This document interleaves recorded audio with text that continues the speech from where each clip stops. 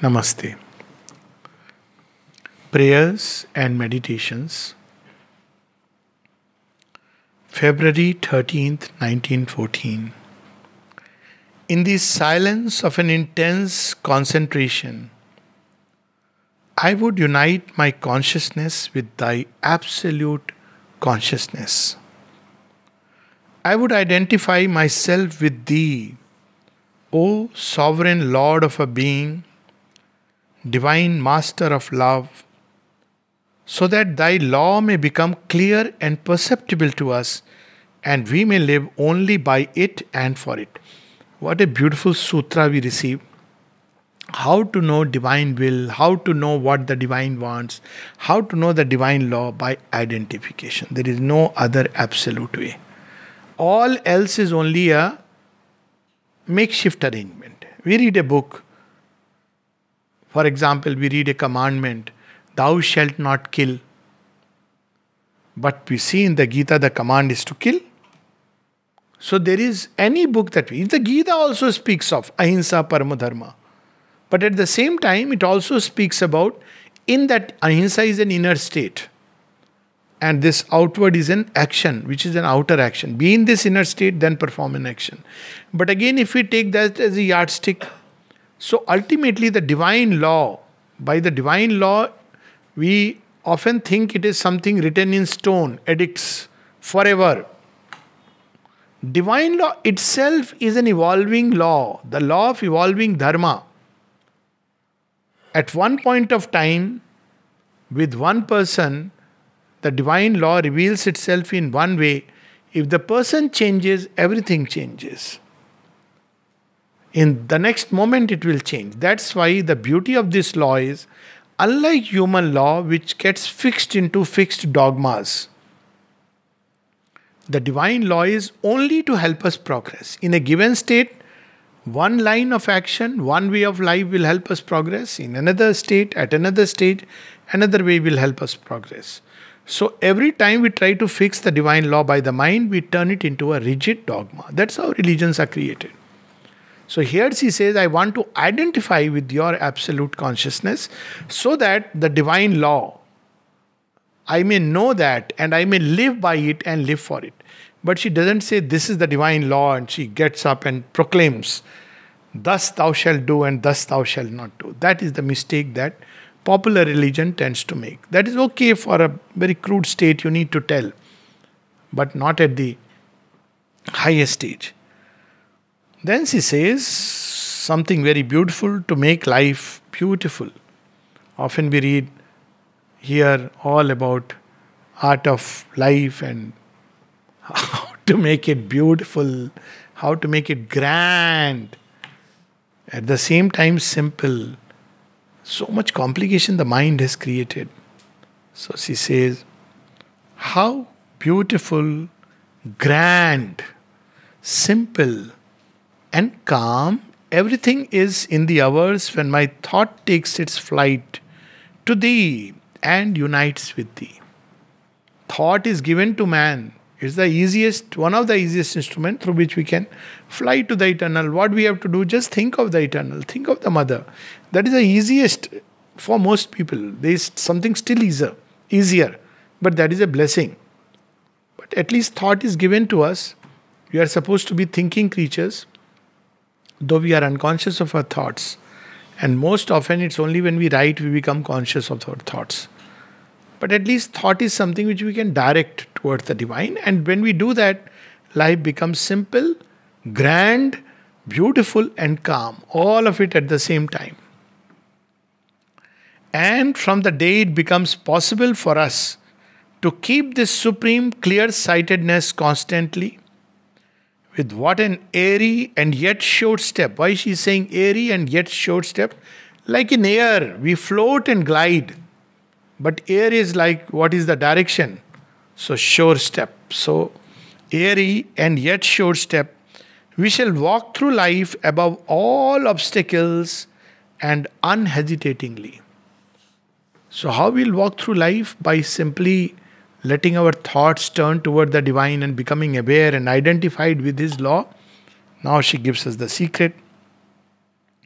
For This I know through experience.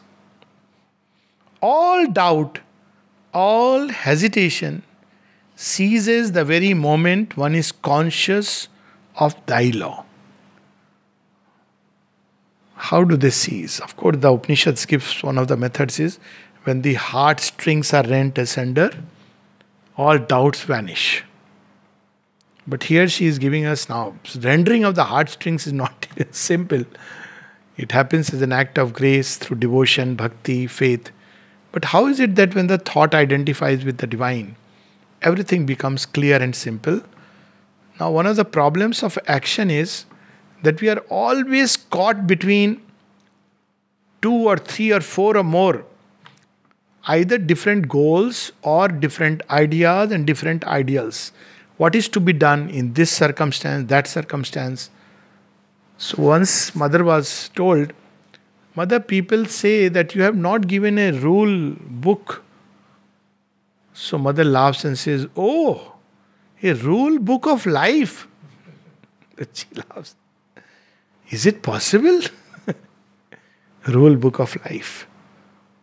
Do this, don't do this. If you do this, you will go to that heaven. If you don't do this, you'll go to this hell. So what is the rule? There is only one rule actually.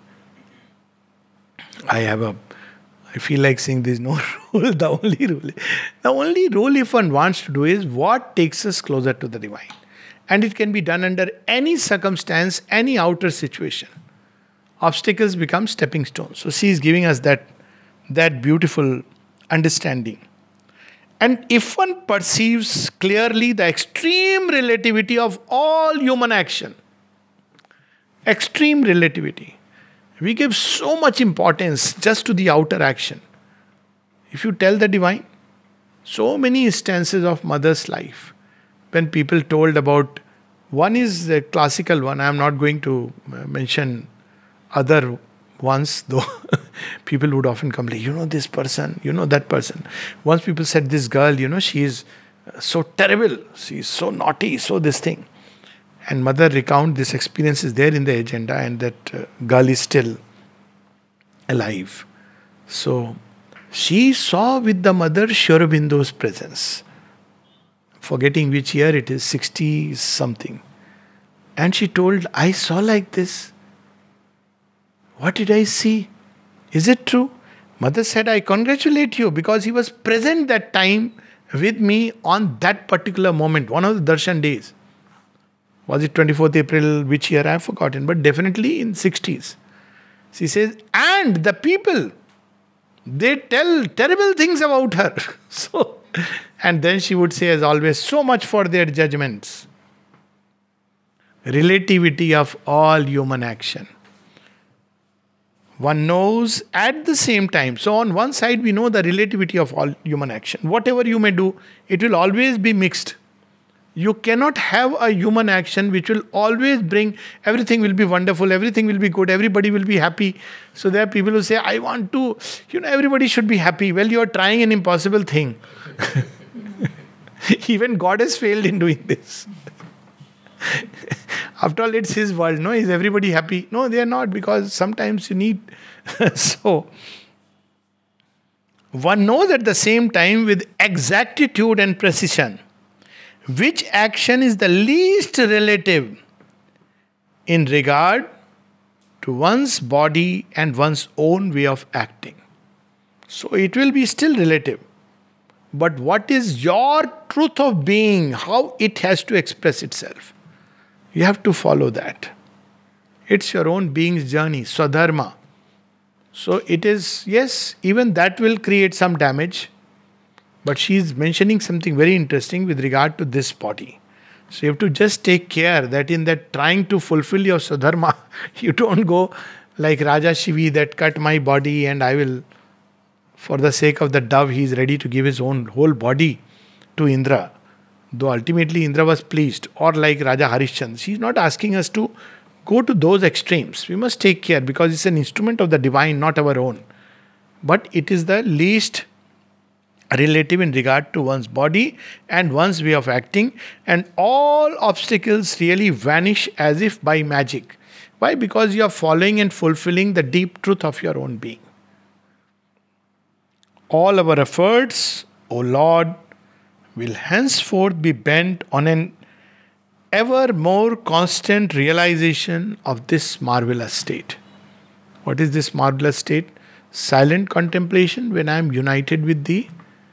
And when we are not doing that, our thoughts stretching towards You and trying to identify with Your law, Your revelation. So, in a given situation, the only thing we should pray for is this. In this situation, what is it that you want? How would you express yourself through me? And it will come. It will come. It is something which, but if you try to do it mentally with any mental logic, mental ways, then it becomes very complicated, because for every argument the mind may give in one direction, there is a counter argument which it will give either which way. Moral argument, ethical argument, mental argument. Poor Buddha would have forever argued. Imagine, should I not? People would have sent him to psychiatrists, go for some clarity. Should I leave my wife and go? And he would have said, you are suffering from some neurosis. But thanks to him that he knew clearly what he wants.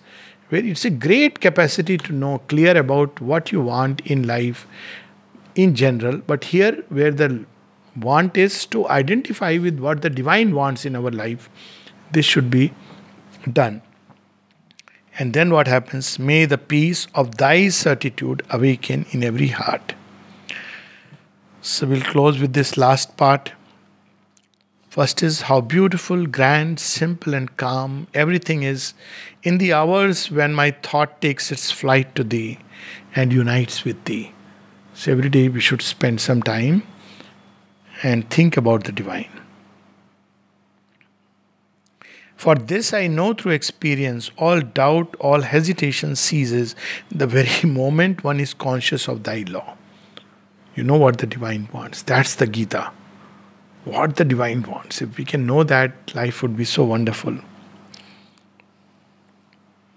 And if one perceives clearly the extreme relativity of all human action, one knows at the same time with exactitude and precision which action is the least relative in regard to one's body and one's own way of acting. It's in closest conformity to your own truth. And all obstacles really vanish as if by magic. All our efforts, O Lord, will henceforth be bent on an ever more constant realization of this marvelous state. May the peace of Thy certitude awaken in every heart. Namaste.